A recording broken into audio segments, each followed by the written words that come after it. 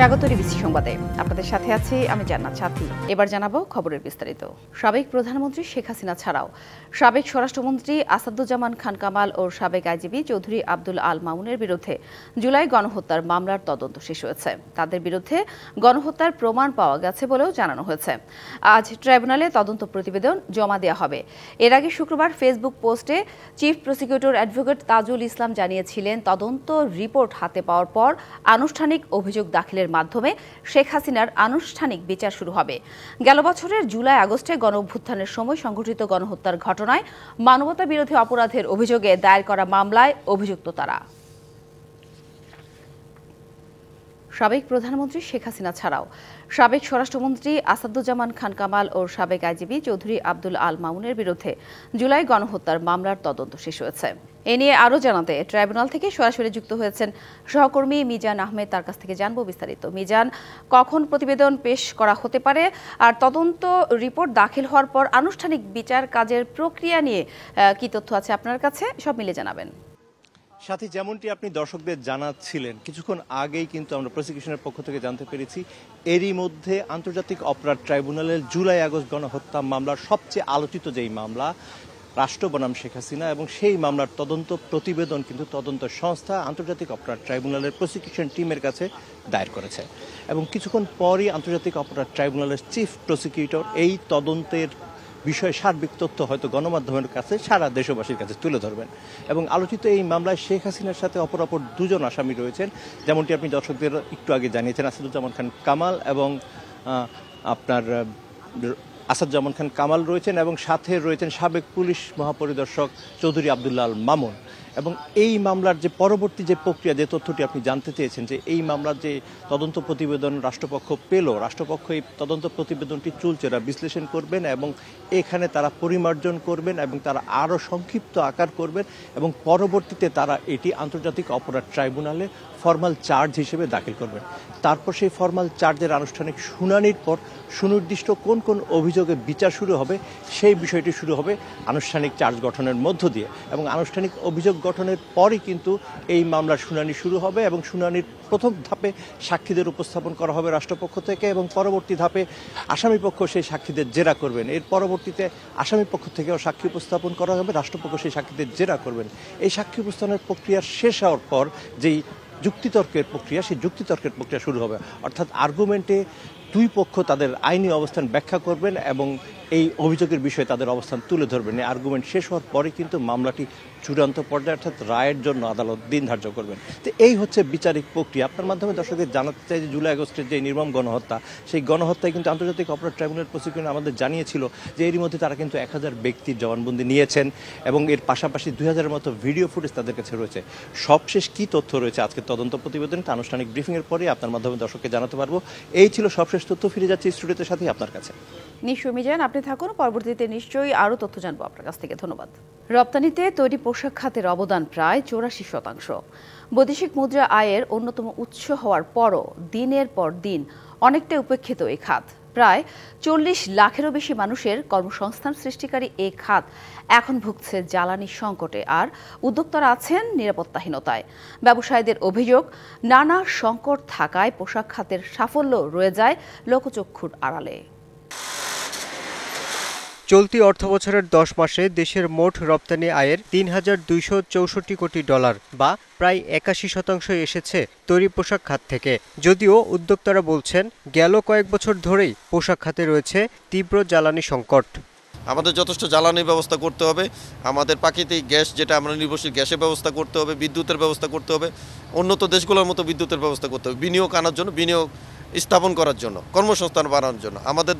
আমাদের ব্যাংকিং সমস্যা যে একটু হলে ব্যাপক সুদহার, এত সুদহার দিয়ে আসলে আমাদের ব্যাংক ছাড়া তো আমাদের কোনো পথ নেই।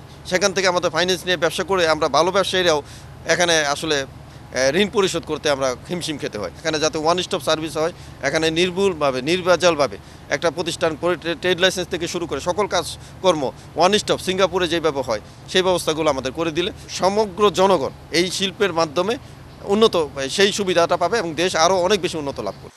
শুধু তাই নয়, জটিল কর কাঠামো, বন্দরের ধীরগতি আর শ্রমিক অসন্তোষ সহ নানা সংকট মোকাবিলা করেই এখনও দেশের শীর্ষ রপ্তানি আয়ের খাত তৈরি পোশাক।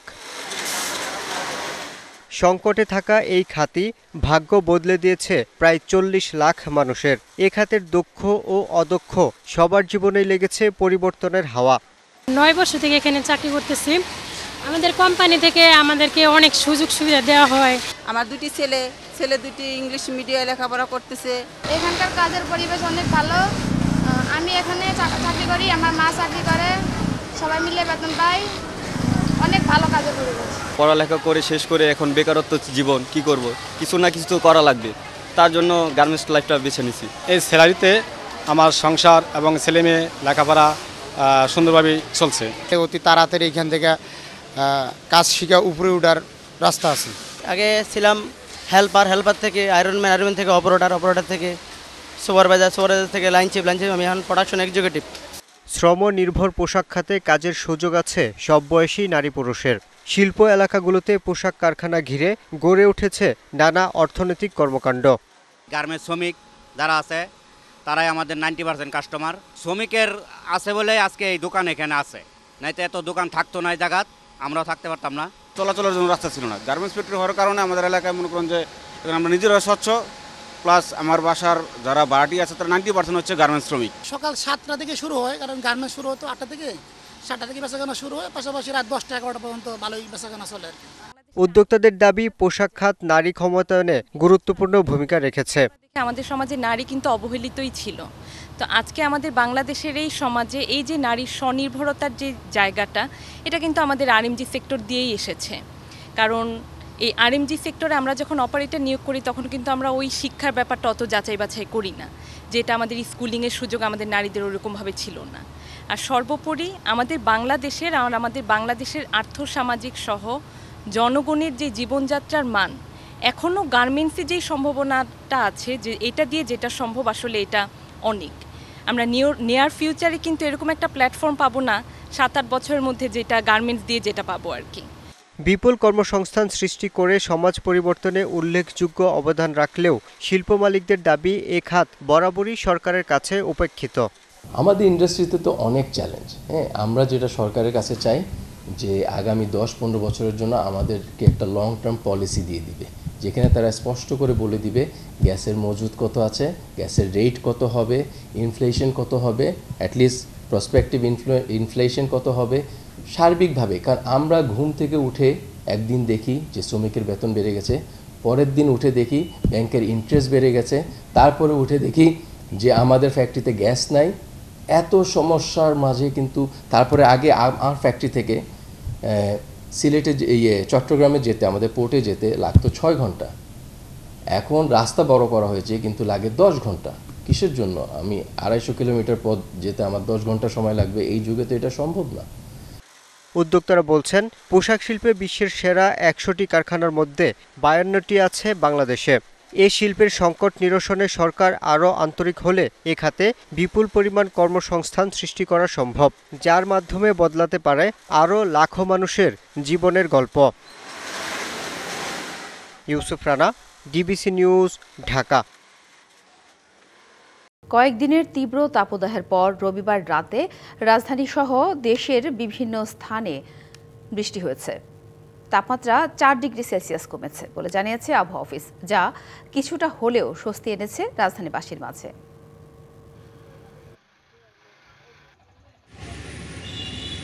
কয়েকদিনের দাবদাহের পর স্বস্তি মিলেছে রাজধানীতে। আবহাওয়া অধিদপ্তরের মতে রবিবারের পর থেকে বৃষ্টির পূর্বাভাস থাকলেও রবিবার সন্ধ্যা থেকেই রাজধানীতে নামে গুঁড়ি গুঁড়ি বৃষ্টি, যা রাতে ক্রমশ বাড়তে থাকে। হালকা বৃষ্টি যেন আনন্দের পরশ বুলিয়ে দেয় রাজধানীবাসীকে। কয়েকদিনের গরমে হাঁসফাঁস করছিল নগরবাসী। তবে দুশ্চিন্তার বার্তাও দিয়েছে আবহাওয়া অধিদপ্তর। আগামী 2 দিন ঢাকা, রাজশাহী, সিলেট ও ময়মনসিংহ এবং রংপুর বিভাগে দমকা ঝোড়ো হাওয়া সহ কালবৈশাখী ঝড়ের পূর্বাভাস রয়েছে। প্রচন্ড তাপ ছিল, এই জন্য এই সময় যে আপনার বৃষ্টি হবে এটা নর্মাল বৃষ্টি হবে না। এই সময় থান্ডারিং বা লাইটেনিং অ্যাক্টিভিটি থাকবে এবং বজ্রপাত হবে। আর দেশের উত্তর পূর্ব অঞ্চল এবং দেশের উত্তর অঞ্চল রাজশাহী, রংপুর, ঢাকা, ময়মনসিংহ, সিলেট, চট্টগ্রাম এইসব জায়গাতে আপনার দমকা ঝড়ো হয় এবং কালবৈশাখী ঝড় হওয়ার সম্ভাবনা আছে। এটা আগামী 2-3 দিন এটা কন্টিনিউ করবে। এ সময় দিনের তাপমাত্রা 1 থেকে 3 ডিগ্রি পর্যন্ত কমতে পারে, তবে শুষ্ক থাকতে পারে খুলনা ও বরিশাল বিভাগ। আর আকাশে আলোর খেলা দেখা গেলেও নিরাপদ স্থানে থাকার কথা বলা হচ্ছে সর্বত্র। হিটওয়েভটা আছে, এটা আজকে অনেকটা কমে যাবে, হয়তো কিছু কিছু জায়গায় অল্প পরিসরে থাকবে এবং তাপমাত্রা অনেকটা সহনীয় পর্যায়ে চলে আসবে। মানুষকে সচেতন থাকতে হবে, আর বিশেষ করে যারা মাঠে কাজ করে, কৃষক, শ্রমিক, জেলে যারা মাঠে কাজ করে, যেই সময় এই কালো মেঘ দেখবে বা বিদ্যুৎ চমকানো দেখবে, সেই সময় তারা নিরাপদ আশ্রয়ে থাকবে। রবিবারের বজ্রপাতে সারা দেশে মৃত্যু হয় 15 জনের। তাই জনমনের সতর্কতা বাড়ানোর আহ্বান সচেতন নাগরিকদের। Afrin Anwar, DBC news, Dhaka. দেশে প্রথমবারের মতো অনুষ্ঠিত সিভিল সার্জন সম্মেলনে বক্তব্য রাখছেন প্রধান উপদেষ্টা ডক্টর মোহাম্মদ ইউনূস। আমরা সরাসরি চলে যাচ্ছি সেখানে। করিডোরে কথা হবে, নিজেদের মধ্যে আলাপ হবে, উভয় পক্ষের মধ্যে আলাপ হবে, উপরওয়ালা, নিচেরওয়ালা, মাঝেরওয়ালা, সবার সঙ্গে দেখা সাক্ষাৎ হবে। অনেক বিষয়ের নিষ্পত্তি হয়ে যায়, তাদের অনেক জন বোঝা হয়, নিষ্পত্তি না হলে বুঝতে পারে জিনিসটা। এবং এর ফলে যে আমরা একটা গুরুত্বপূর্ণ কিছু আবিষ্কার করে ফেলবো তা হয়তো হবে না, হতেও পারে, না হলেও কোনো আপত্তি নেই। এই যে বোঝাশোনা, দেখা সাক্ষাতের ফলে যে মনের মধ্যে যে পরিবর্তন আসে, প্রশ্নগুলো জাগে, উত্তরগুলো আসে, সেটা একটা মস্ত বড় পাওনা। তো আমরা আশা করি আজকে যে বৈঠক হচ্ছে, কথাবার্তা হচ্ছে, এটা আনুষ্ঠানিকভাবে বক্তৃতা শোনা হচ্ছে, তার বাইরেও, আনুষ্ঠানিকতার বাইরে অনেক জিনিস আছে যেগুলো মনের মধ্যে দাগ কাটে এবং সঙ্গে সঙ্গে এটা কাজে লাগে। তো আমি খুব খুশি হলাম যে স্বাস্থ্য মন্ত্রণালয় এই আয়োজন করেছে। এই আশা করি এই দেখা সাক্ষাতের কারণে আমরা অনেক সুফল পাব। স্বাস্থ্যসেবা যে স্বাস্থ্যহীন সেটা আমরা সবাই বুঝি এবং একে অপরকে দোষ দিই, এর কারণে এটা হয় না, ওর কারণে এটা হয় না। দোষ দিলে তো স্বাস্থ্যহীনতা দূর হয়ে যাবে না, এটার প্রতিকার করতে হবে যাতে করে আমরা স্বাস্থ্যসেবা সঠিকভাবে করতে পারি। দুনিয়ার যত দেশ আছে, যত জাতি আছে, তারা যদি নিজ নিজ স্বাস্থ্যসেবা আমাদের চাইতে ভালো করতে পারে, আমাদের মধ্যে কি গাফিলতি আছে, কি অভাব আছে যে কারণে আমরা পারছি না। মানুষ হিসেবে আমাদের কোনো ঘাটতি আছে, তার সক্ষমতা হিসেবে তার ঘাটতি আছে, আমার মনে হয় না। কিন্তু সামষ্টিকভাবে আমরা ওই ঘাটতিটা পূরণ করতে পারছি না, যেটা ব্যবহারের মধ্যে আমরা প্রয়োগ করতে পারছি না। তো সেটাই নিজেদের কাছে আত্মজিজ্ঞাসা যে কীভাবে করলে আমরা এটার থেকে পরিত্রাণ পাব। অনেকে পলিসির কথা বলবে, অনেকে সুযোগ সুবিধার কথা বলবে, হাসপাতাল নাই, যন্ত্রপাতি নাই, সরবরাহ নাই, যন্ত্রপাতি পড়ে আছে, বহু মূল্যবান যন্ত্রপাতি মেরামতের অভাবে গত 10 বছর ধরে এটা এভাবে পড়ে আছে। কথার কথা, এরকম বহু কাহিনী শুনি, বহু কাহিনী জানি। সেগুলো ওভাবে থেকে যাবে, যেহেতু আমরা আর কোনো প্রশ্ন তুলছি না এই ব্যাপারে, এটা সেটেলড ফ্যাক্ট, ওইভাবে হয়। আমাদের যারা উত্তরসূরি আসবে তারা ওইভাবে ধরে নেবে, এভাবে হয়। এভাবে হলে তার দেশ পাল্টায় না, মানুষ পাল্টায় না। মানুষ পাল্টায় যখন আমরা প্রশ্ন তুলি, কেন হবে না? এই প্রশ্নটা নিজেদের কাছে জিজ্ঞাসা করার জন্যই আমরা সবাই করছি, কেন হবে না?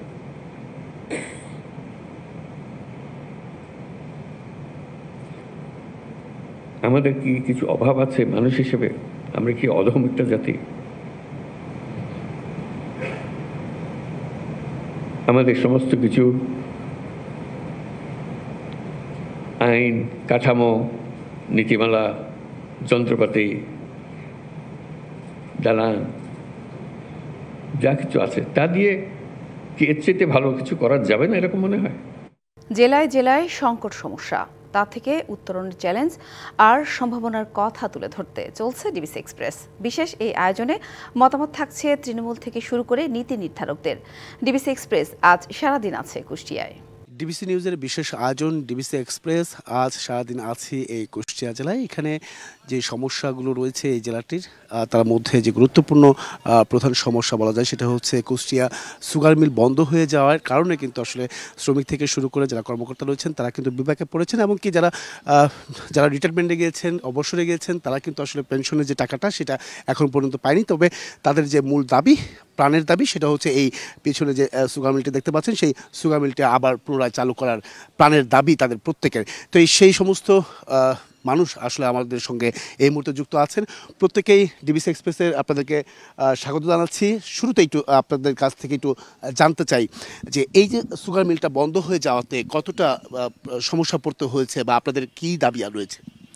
আমাদের দাবি, পানের দাবি, কুষ্টিয়া চিনির কলটা চালু করতে হবে। এখানে আপনার হাতে প্রায় 40,000 কৃষক আছে। 40,000 কৃষক এই আওয়ামী লীগ গভর্নমেন্ট মিলটা বন্ধ করে দিয়েছে। এখন আমরা প্রধান উপদেষ্টার কাছে দাবি আমাদের কুষ্টিয়া চিনির কলটা চালু করতে হবে। 8টা সাবজোনে প্রায় 60,000 একর কেন আছে এখনো বর্তমান মারাই করার মতন। এই কেনটার জন্য আমাদের পানের দাবি কুষ্টিয়া চিনির কলটা চালু। যে আপনার কাছে একটু যেতে চাই যে এই বন্ধ হয়ে যাওয়ার কারণে কতটা সমস্যা পড়তে হয়েছে? আমাদের এলাকায় মানে বন্ধ এই কুষ্টিয়া সুগার মিল এই এলাকার আখ চাষি এবং শ্রমিক কর্মচারী সবাই সমস্যায়, যারা ব্যবসা বাণিজ্য করছে তারাও সমস্যায়। মিলটা বন্ধ হয়ে আমাদের এলাকা একদম অন্ধকারে নিবন্ধিত হয়ে গেছে এবং আওয়ামী লীগ সরকারের ষড়যন্ত্র করে চক্রান্ত করে মিলটা বন্ধ করেছে।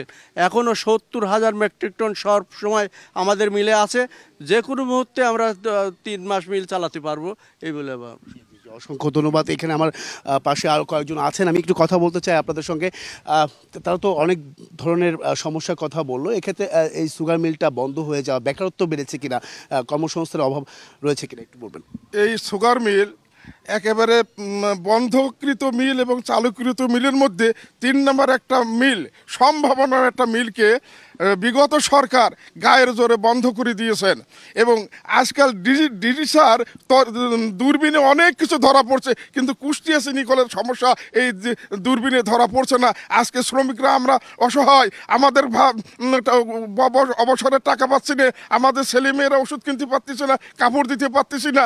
আজকে আমাদের বলার মতো কিছু নাই, আমাদের টাকা চাই, আমাদের টাকা চাই, আমাদের অবসরের টাকা চাই এবং মিল চালাতে হবে।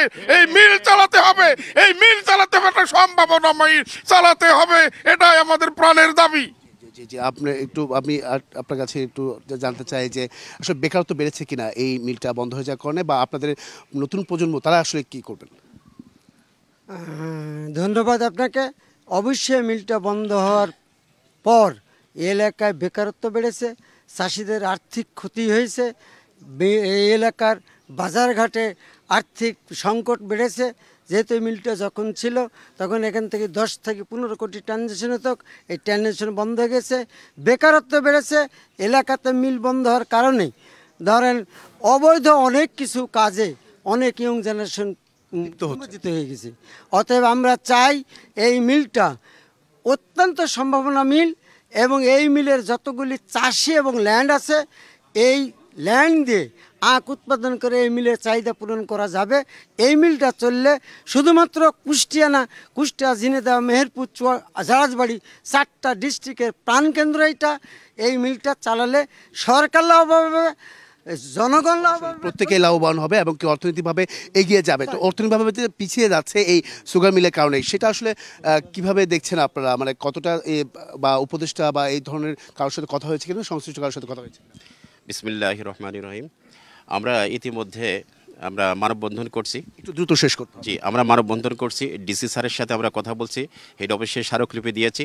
তো আমরা প্রধান উপদেষ্টাদের কাছে কুষ্টিয়া জেলার পক্ষ থেকে লক্ষ হাজারো মানুষের প্রাণের দাবি যে কুষ্টিয়া সুগার মিল পুনরায় চালু করে এবং সেই ঐতিহ্য আবার ফিরিয়ে নিয়ে আসুক, এবং যিনি সারা বাংলাদেশকে সংস্কারের দাবিতে রয়েছেন সেই ডক্টর ইউনূস স্যারের কাছে আমাদের প্রাণের দাবি যে কুষ্টিয়া সুগার মিল পুনরায় চালু করে আমাদের ঐতিহ্য ফিরিয়ে দিক, এটাই প্রত্যাশা করি আমরা। অসংখ্য ধন্যবাদ আপনাদেরকে, প্রত্যেকে আমাদের সঙ্গে এতক্ষণ যুক্ত ছিলেন।